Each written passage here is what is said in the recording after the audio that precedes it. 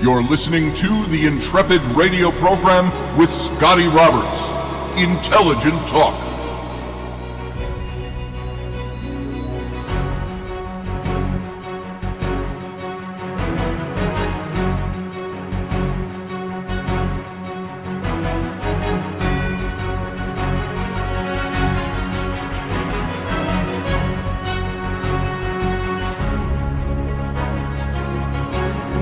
Happy Thursday evening, folks. Welcome to my show. This is Scotty Roberts. You're listening to the Intrepid radio program right here on the Odyssey Radio Network.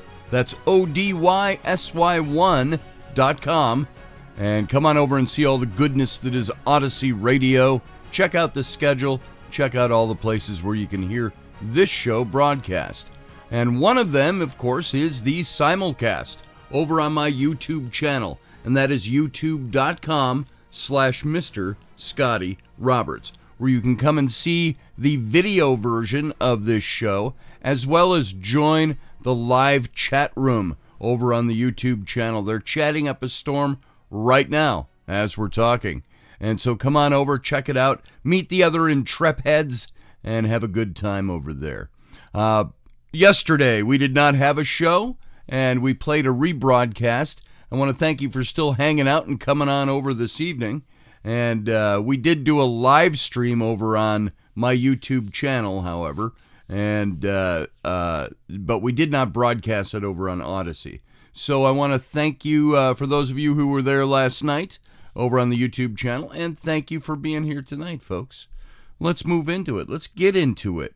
And there's a lot of ado about Martin Luther King and what he had to say, Martin Luther King Jr., what he had to say about rioting, what he had to say about peaceful demonstration and so on.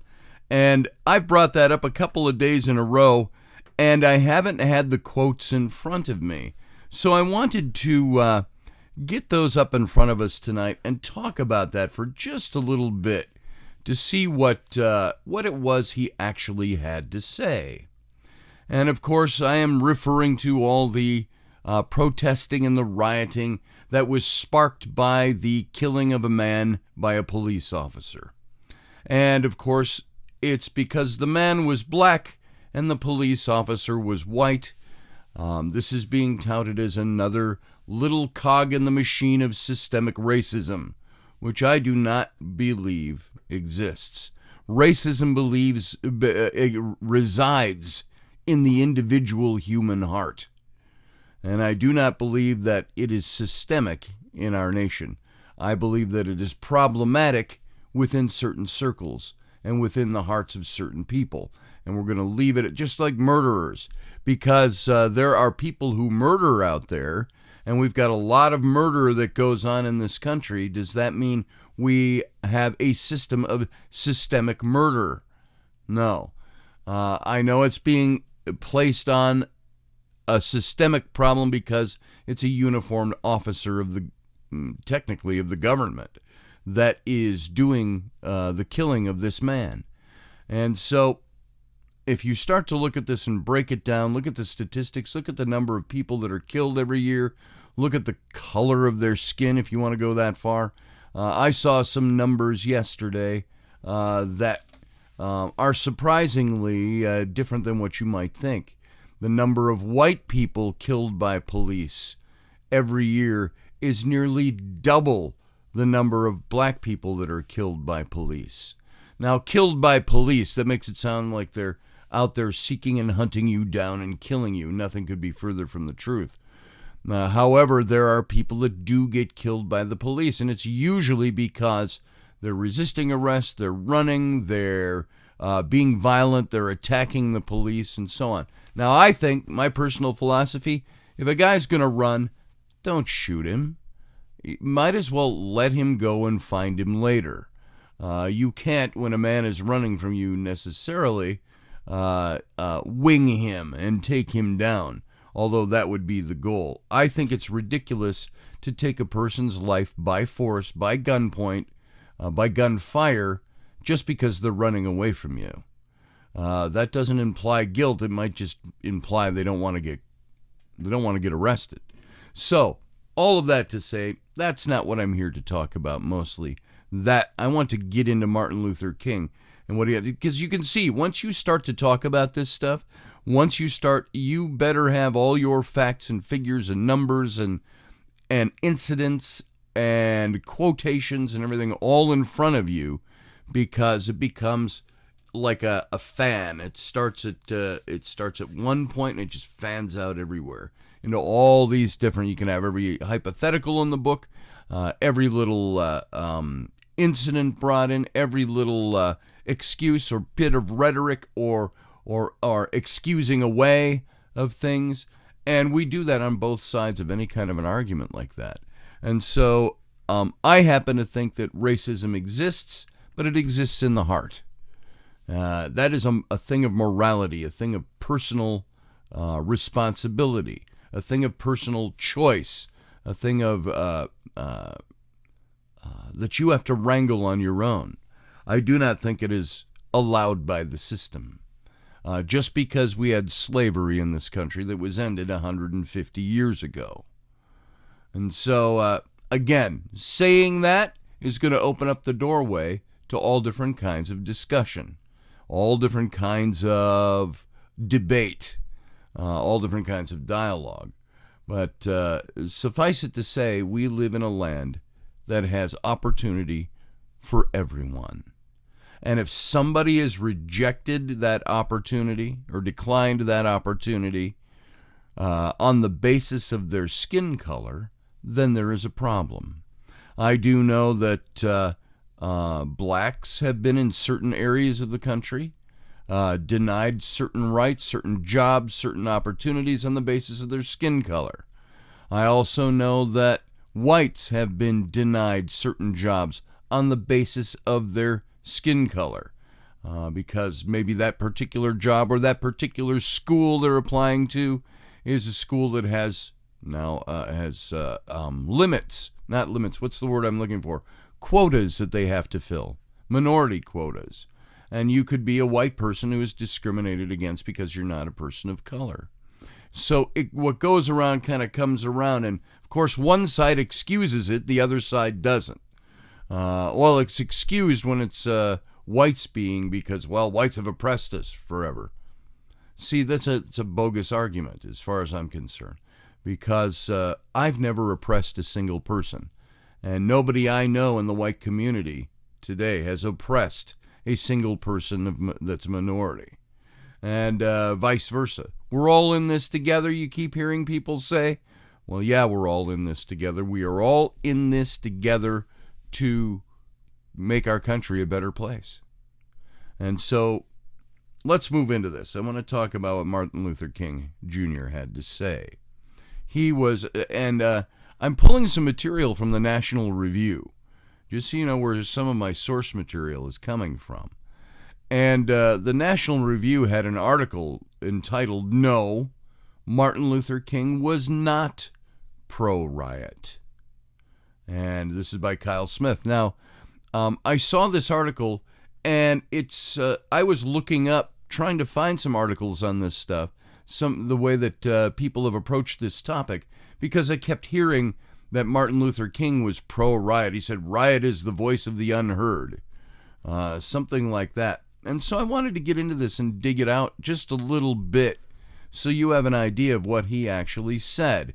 And is it important to know what Martin Luther King Jr. said about this? Yes, I think so, because of his place in our history, and also because he is hailed back to at times like this.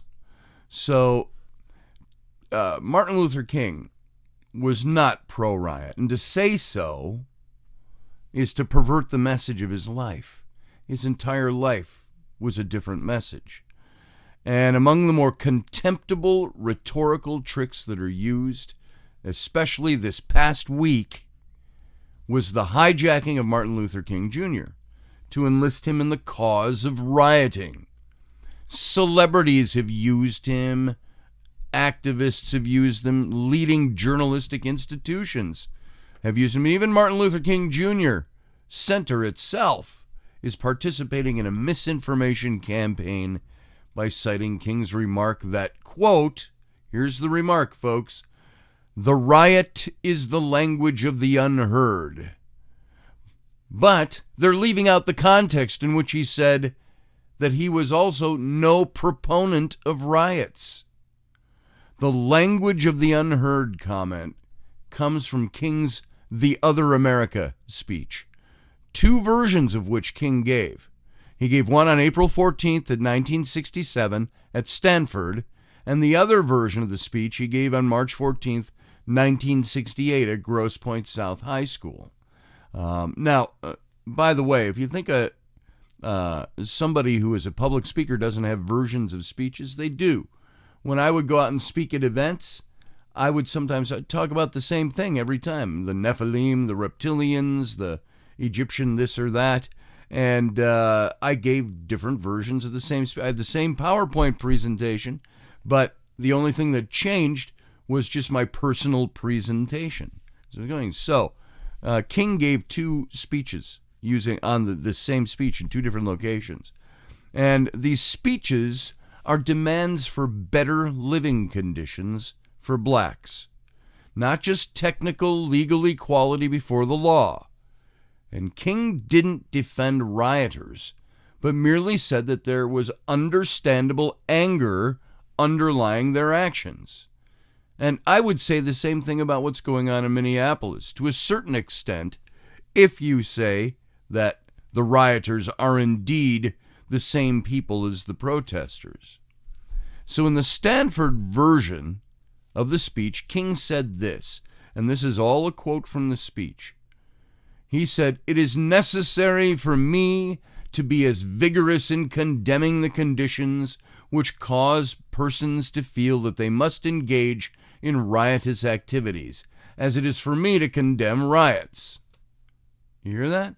It is as necessary for me to be as vigorous in condemning the conditions which cause the persons to feel they must engage in riotous activities, as it is for me to condemn the riots themselves. And I added the word themselves. I think America must see that riots do not develop out of thin air. Certain conditions continue to exist in our society, which must be condemned as vigorously as we condemn riots. But in the final analysis, a riot is the language of the unheard. And what is that America has failed to hear? It has failed to hear that the plight of the Negro poor has worsened over the last few years. It's failed to hear that the promises of freedom and justice have not been met. Now, that's what Martin Luther King Jr. said. Such words may not have been the consensus in King's time, but today, few would dispute them. Far from being radical in 2020, King's sentiments seem obvious.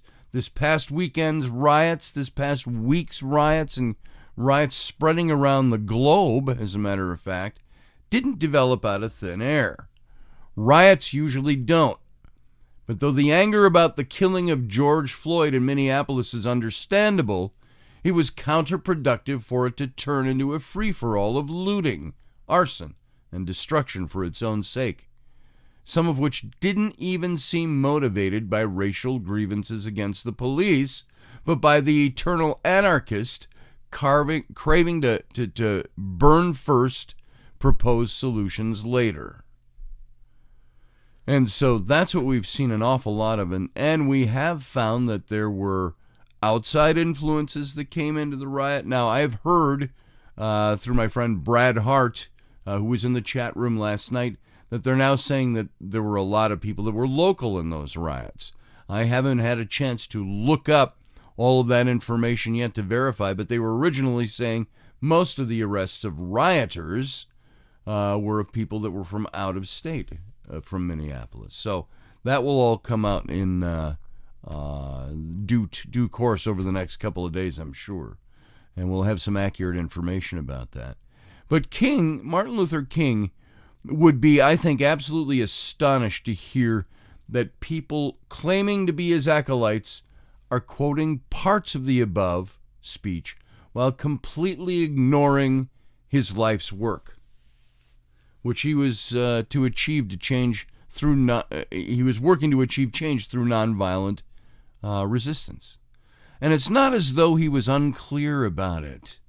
It requires either ignorance or outright deception to make Martin Luther King appear to sanction riots. If you see this in the news, folks, if you see anybody quoting this, they are either ignorant of what he actually believed, or they're outright attempting to deceive you by use of his words. And so the section about the language of the unheard immediately follows this paragraph in the speech, where Martin Luther King said this: "Let me say, as I've always said, and I can always continue to say, that riots are socially destructive and self-defeating. I'm still convinced that nonviolence is the most potent weapon available to oppressed people in their struggle for freedom and justice.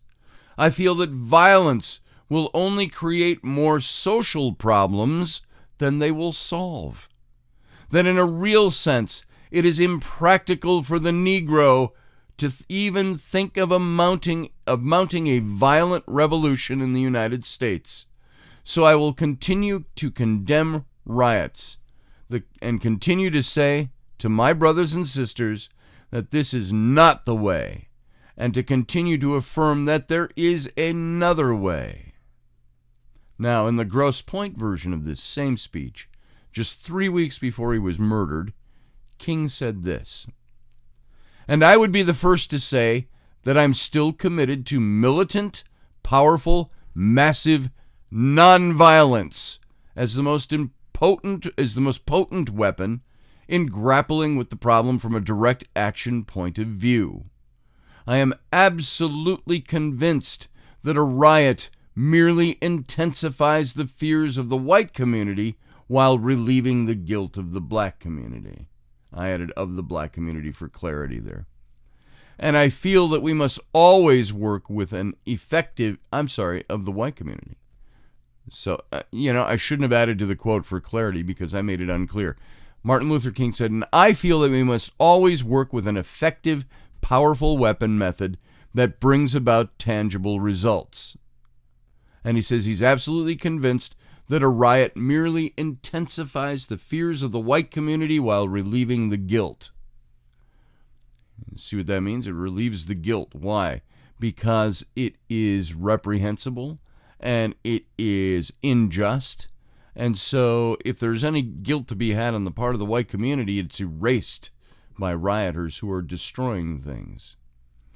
And so he goes on, "It would be morally irresponsible for me to do that without, at the same time, condemning the contingent, intolerable conditions that exist in our society.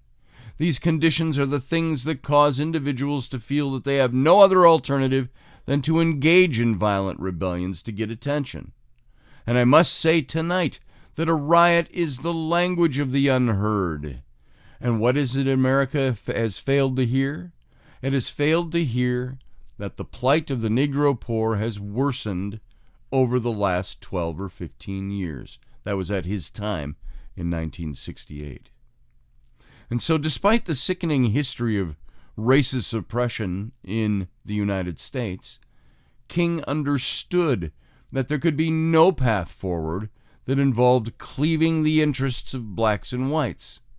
An orgy of destruction that begins in a hunger for justice for black people quickly destroys black lives and livelihoods.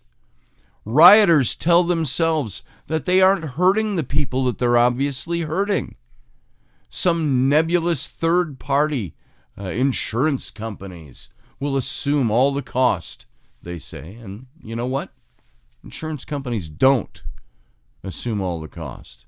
Rioting causes white suffering and black suffering. Generation woke forgets this lesson at its peril. Woke, the woke generation. They don't even know how to, quote, in context, Martin Luther King, but they're awake. So we're all caught in an inescapable network of mutuality, and it's tied in the single garment of destiny. That's what King said in the Stanford speech. And so we're all in the same situation. The salvation of the Negro will mean the salvation of the white man. And the destruction of life and of the ongoing process of the Negro will be the destruction of the ongoing process or progress of the nation. To put it another way, destruction is not progress. And so I know progressives who believe that the riots are a righteous cause, and they're not. Rioting is destruction, and destruction is not progress. And so that, I hope, helps start to clear up a little bit about what Martin Luther King actually had to say. And this ties in a great deal to the psychology behind rioting. There is a psychology to it. And if it's the language of the unheard, some people will say that the current riots we're seeing are the denouncing symptoms of disease without treating the root cause. And that makes it a problem. Now, I'm going to state some things here, and I'm going to refute some of my own statements here, because I want you to see what's going on. It's something that is actually running counter to what we just talked about with Martin Luther King, where he said that rioting is destructive.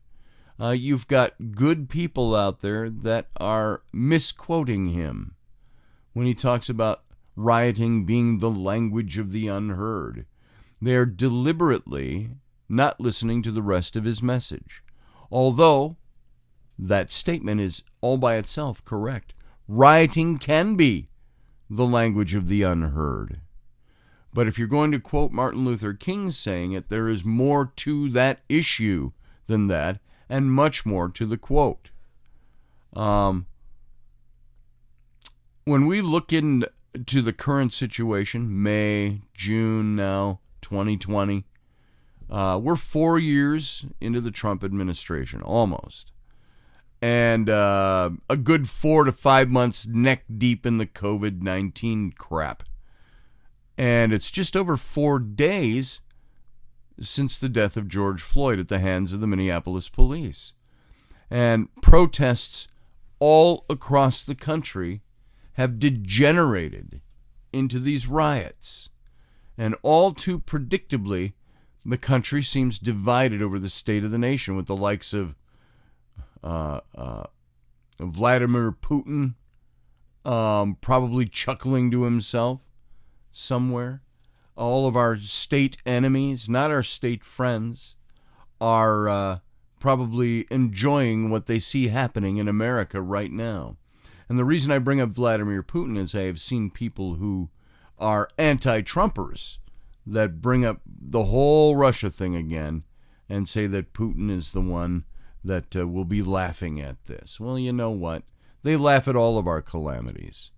They try to overturn our elections in one way or another. It's been going on for decade after decade.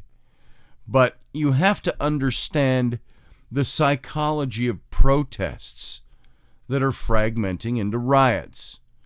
And you have to go back to Martin Luther King and his 1967 speech, but also his 1968 speech, The Other America. The most relevant passage is something we just talked about. And when we come back, we're going to hit this one more time from a slightly different angle, and we're going to talk about this some more. And so, guys, you sit there. We got a couple of minutes going out to break, and we'll be right back. Sit tight.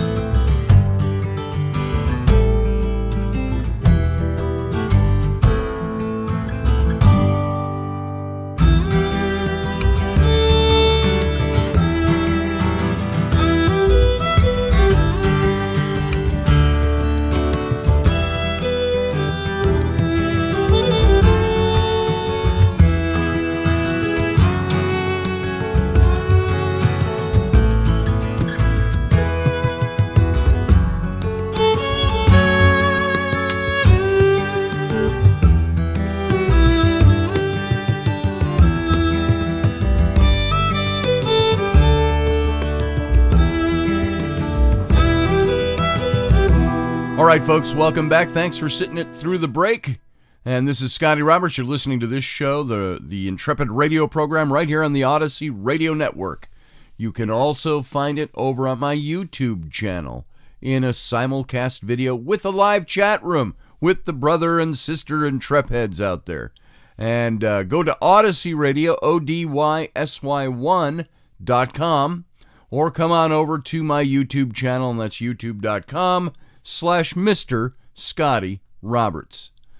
And I'm going to pick up pretty much where we left off on this, talking about Martin Luther King, what he had to say, starting to look at this at a different angle. I've got one psychologist's article up in front of me, and I'm pulling a little bit of information from that. And it's disturbing that somebody who is very educated can look at the same quotes that we talked about in the first segment and pull a completely different message out. To understand the psychology of protest, fragmenting into riots, you can look at Martin Luther King's speech, but that's only one part of it. Understanding why it happens is different than explaining why it should or should not be. So, it's like saying, I understand I am totally against, that. This is almost like saying, I'm totally against a man beating his wife, but I can sure understand why he would. You know? That's the kind of language we're looking at here when we're talking about riots going on in Minneapolis. I understand why they would be rioting, but that's because white people deserve it. You know? And this racial stuff is almost as good as the bad joke from, what's his name? Comedian, he was in the movie Ford Fairlane. Why am I... I'm going blank on his name. It'll come to me. But he made that bad joke. And I'm coughing probably because of it. What good timing. He says, why does my wife have a black eye? He says, because she didn't effing listen. And so that is the kind of logic that's being applied to the riots right now. Do you realize that? Why are we rioting and burning down neighborhoods and businesses? It's because people didn't listen when Colin Kaepernick took a knee. What a bunch of utter nonsense. So, let's get back into what Martin Luther King said. I'm going to reread this so you get this in its context. And this is a long 2 paragraphs. Here is what, if you didn't hear it well in the first segment, hear it now. And by the way, there were 2 versions of this speech that he gave, as good speakers are often wont to do. And he said this, let me say, as I've always said, and I will always continue to say, that riots are socially destructive and self-defeating. I'm still convinced that nonviolence is the most potent weapon available to oppressed people in their struggle for freedom and justice. I feel that violence will only create more social problems than they will solve. That in a real sense, it's impracticable for the Negro to even think of mounting a violent revolution in the United States. So I will continue to condemn riots and continue to say to my brothers and sisters that this is not the way, and continue to affirm that there is another way. But at the same time, it is as necessary for me to be as vigorous in condemning the conditions which cause persons to feel that they must engage in riotous activities, as it is for me to condemn the riots. Certain conditions continue to exist in our society, which must be condemned as vigorously as we condemn riots. But in the final analysis, a riot is the language of the unheard. And what is it that America has failed to hear? It has failed to hear that the plight of the Negro poor has worsened over the last few years. It has failed to hear that the promises of freedom and justice have not been met. And it has failed to hear that large segments of white society are more concerned about tranquility and the status quo than about justice, equality, and humanity. And so, in a real sense, our nation's summers of riots are caused by our nation's winters of delay. And as long as America postpones justice, we stand in the position of having these recurrences of violence and riots over and over again. Social justice and progress are the absolute guarantors of riot prevention. And what else did he say in there? He also said that about progress, that progress is nullified in the face of a riot. And so we are all in the same situation, he said in a different version of the speech. The salvation of the Negro will mean the salvation of the white man. And the destruction of life and of the ongoing progress of the Negro will be the destruction of the ongoing progress of the nation. To put it another way, destruction is not progress. So that's what King was saying.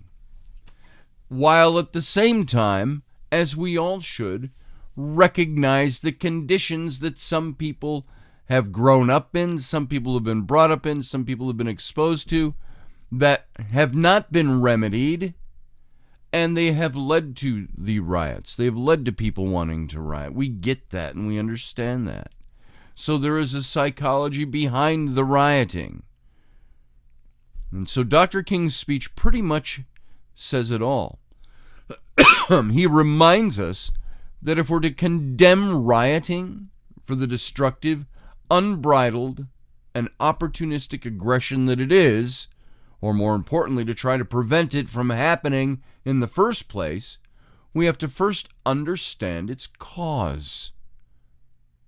Rioting can be thought of as a symptom of a disease. In order to treat the symptom, we have to treat the disease. And the disease, the root cause in this case, is by some considered to be systemic racism. Now, systemic racism, let's just look that term up. Let's see if we can find an actual definition, because we hear it an awful lot. Systemic racism, what is it? I'm looking for an actual here. I was looking at Wikipedia for a second there. What is systemic racism? This is the United States Conference of, it did say, and now it kind of blotted it out. Trying to see where this was said. The Conference of Catholic Bishops. All right. That's the one that happened to open up. I'm not Catholic. But today it says racism continues to exist in our communities and in our parishes. Racism is what makes us see the other with suspicion or attribute negative characteristics to an entire group of people. Now, by the way, folks, racism doesn't just exist in white people.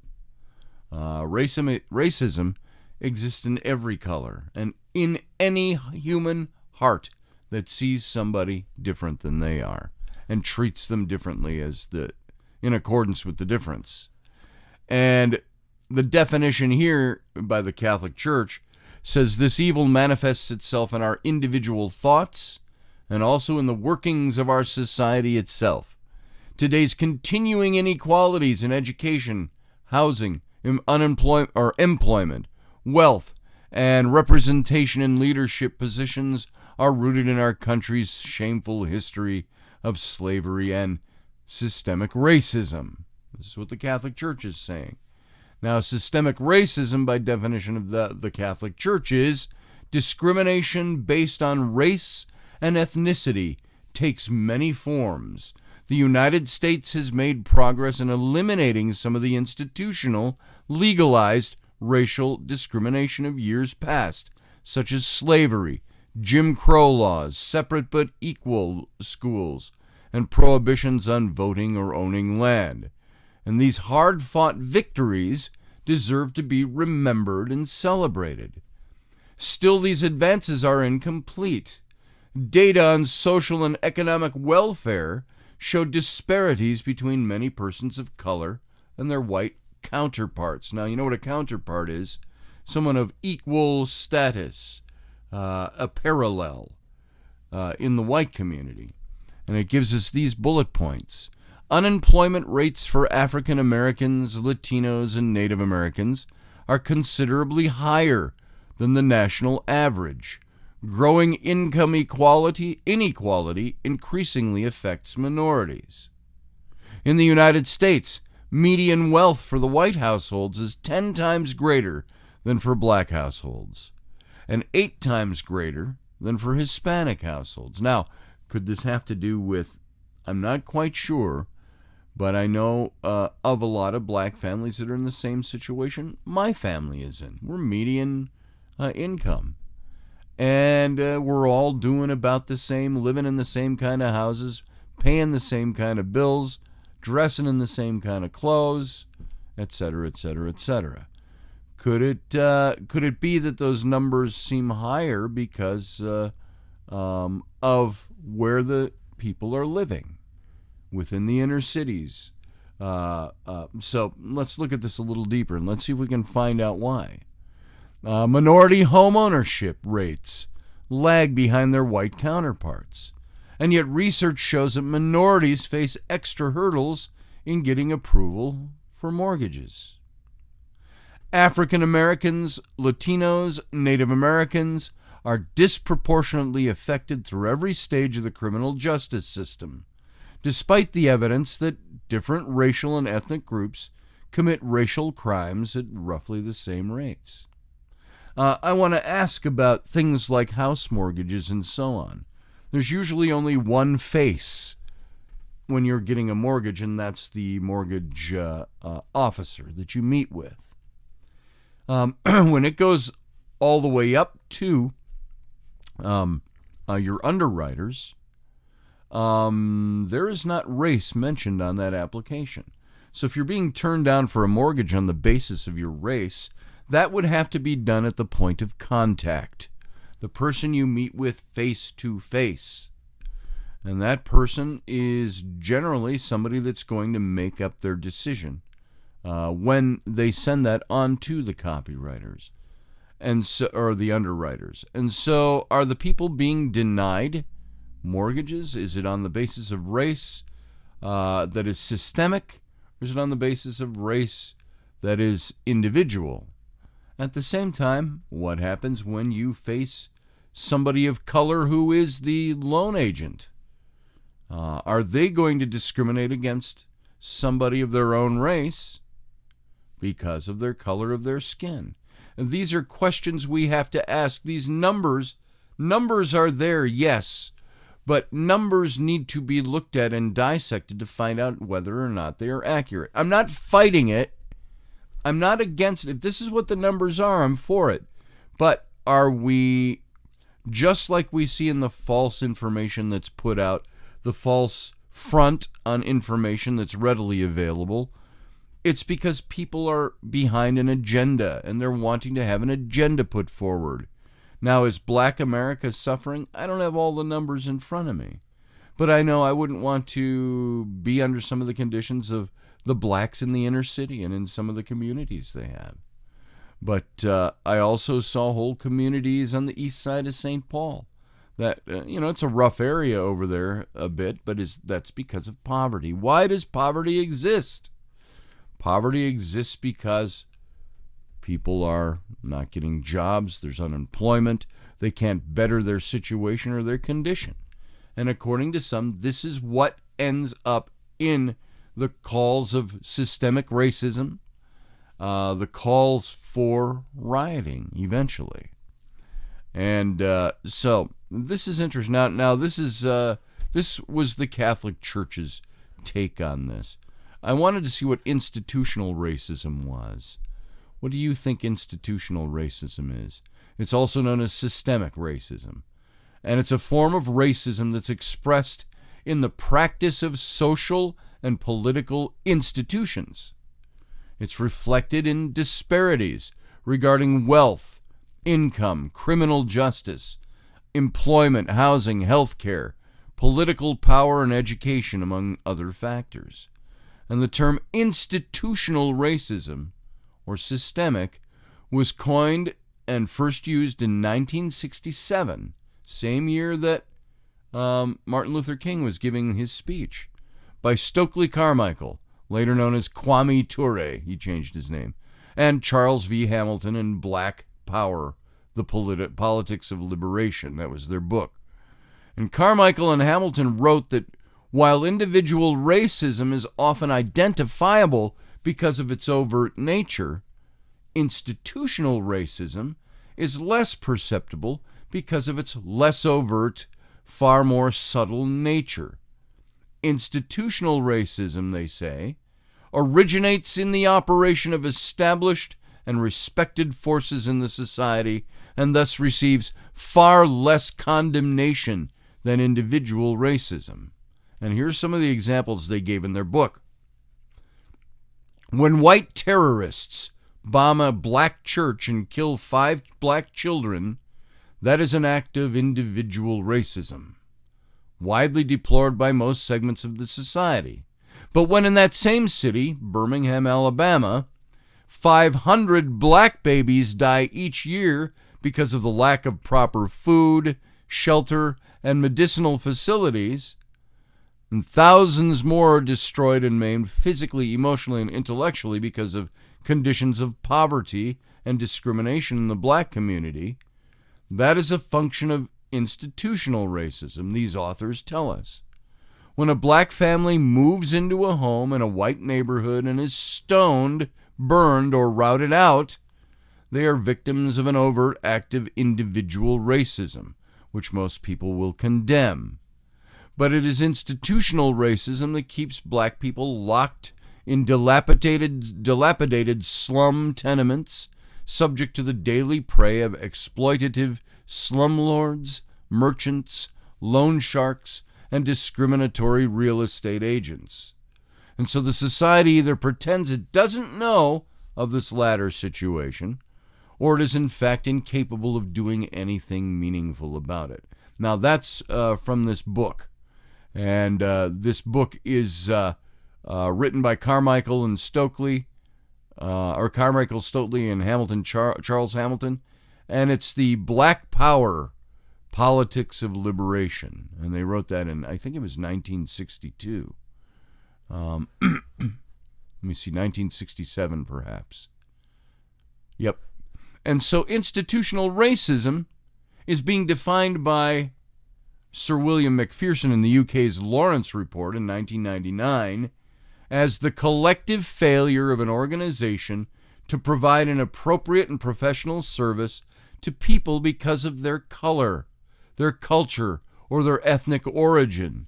It can be seen or detected in processes, attitudes, and behavior which amount to discrimination through prejudice, ignorance, thoughtlessness, and racist stereotyping, which disadvantage minority ethnic people. And so you can go into all the housing and the loan issues, the health and environment, criminal convictions, drug abuse cases, juvenile court, judicial misconduct, deportation, lynching of people, all of this stuff. You start in immigration even. You can start going and saying that you can find in America and this just goes on and on and on. You know, affirmative action, post-integration, civil service, higher education, impact on faculty, impact on students. All of this goes on and on and on and on. And it's saying that the United States engages in this institutional racism. And I think maybe we have to look into this a little deeper. I would like to find out more about institutional racism and how it is presented from one side and how it is presented from the other side of the argument. And is it just a black-white issue that argues this? No. You have black and white on both sides. And so that is the definition of what systemic racism is. And according to some, this is systemic racism still exists 50 years after Martin Luther King was giving his speeches and after his assassination. And now, it's just been under a week. It's been a little over a week since the death of George Floyd. And it's been a couple of months since the death of Breonna Taylor. 3 months since the death of Ahmaud Arbery. 2 years since the death of Stephen Clark. 4 years since the death of Philando Castile and Alton Sterling. 5 years since the deaths of Freddie Gray and Sandra Bland. 6 years since the deaths of Michael Brown, Eric Garner, Tamir Rice, and 8 years since the deaths of Rekia Boyd, and Trayvon Martin. And that's 13 lives that were lost over the last 8 years. But no one seems to be held accountable, even though people have been brought to trial. So the question of accountability is interpretable depending on your point of view.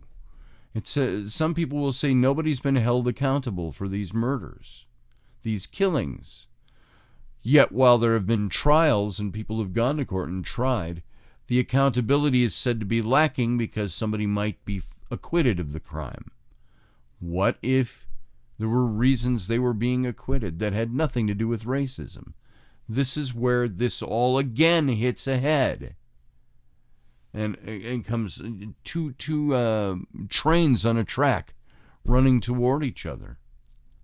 In 2016, San Francisco 49ers quarterback Colin Kaepernick started taking a knee during the national anthem before games at the suggestion of Army veteran Nate Boyer.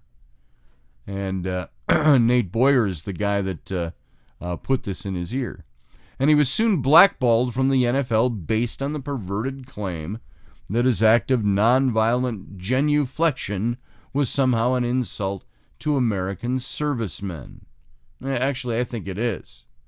And it should come as little surprise then that, as Dr. King presaged, that people who feel unheard and outraged after seeing a knee being used in a violent act of aggression by an oppressor rather than as part of the peaceful protest by the oppressed also feel as if they have no other recourse than to lash out.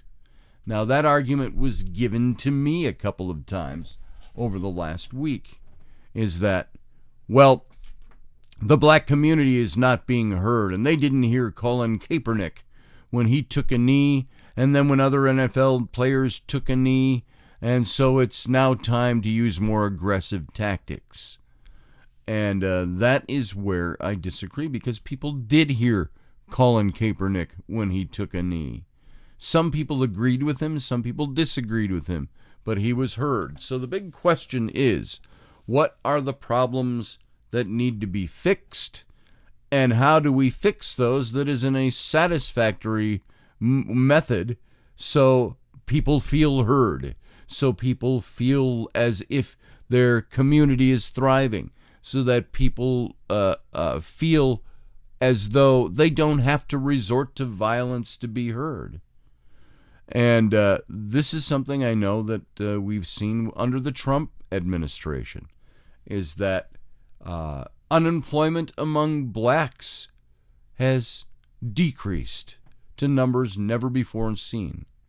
So there are things that are being done, but the kinds of solutions, if it's systemic racism, how do you stop that? If somebody believes that their community is not advancing because of racism, how do you stop that? Oh, okay, well, we'll just make sure there's no more racism. Well, you can't eliminate that. It's in the human heart with some people. So I think everybody, and I will state it again, everybody still has the kind of opportunity. There's equal opportunity in this country. And if that equal opportunity does not work for you if you are black, I think you're not looking deep enough. I think there are minorities all over this country that have businesses. Minorities all over this country that hold offices. Minorities that have positions as judges, senators, members of the House of Representatives, the Supreme Court, and even the presidency of the United States have all been held by blacks. If that is not a show, an outward show of opportunity that is available to everyone, I don't know what is. So I could throw up all kinds of things that are statements, but they don't make cogent arguments. So I think we need a cogent argument in talking about these things. Openness to hearing the plight and hearing the problem, and being willing to debate and dialogue about these issues, at the same time not giving in to the bullshit from either side. So, understanding the psychological roots of rioting is not the same as saying that it's justified or should be condoned. And it isn't and shouldn't be. But trying to address the symptoms of the disease without addressing its root causes is bad medicine. If we don't address underlying systemic racism, as it is told us it exists, acts of racially motivated violence, and policing contaminated by implicit bias, violence is going to continue in response to violence. And we will get nowhere. And so, folks, I encourage you all to look at all this with openness. Look for ways to understand what is the cause and what is the solution. At the same time, look at some of these riots as being caused by just simply anarchists that come in from the outside and want to take advantage and hijack, usurping the message of Black America, who is saying we have genuine grievances, and those are being hijacked by the anarchists in destroying neighborhoods. So we can talk about this some more. It's a big discussion, and I encourage you to think about it and to think critically. All right, folks, thanks for being here. We're all done for tonight. Talk to you tomorrow night. 23-hour break, and we'll be right back. Sit tight.